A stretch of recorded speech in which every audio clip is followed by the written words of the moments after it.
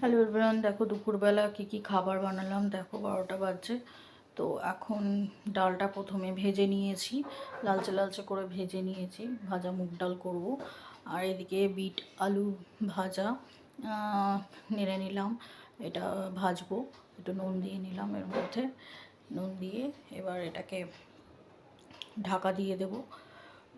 আর এখানে তড়কা দেবো ডালে, তো তড়কা দেওয়ার জন্য এটা তড়কা প্যানের মধ্যে কালো জিরে আর কাঁচা লঙ্কা এর মধ্যে দিয়ে দেবো। আর এ দেখো ডালটা সেদ্ধ হয়ে গেছে, এর মধ্যে তড়কা দিয়ে দিলাম, ঢেলে দিলাম।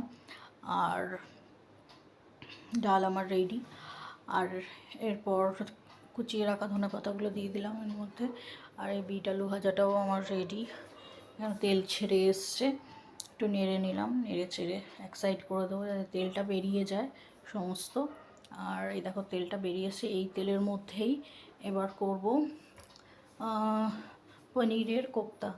তো আলুগুলো প্রথমে ভেজে নিলাম ভালো করে, ভেজে নেওয়ার পর লালচে লালচে করে ভেজে নেওয়ার পর মশলায় দেবো কাঁচা লঙ্কা, টমেটো কুচি, আর দেবো আদা কুচি। তো দিয়ে এই দেখো উপরে আলুটা ভেজে এক পিঠ ভেজে গেছে, এক পিঠ ভেজে এবার গ্রেভিটা দিয়ে দিলাম, দিয়ে ওর মধ্যে পনিরটা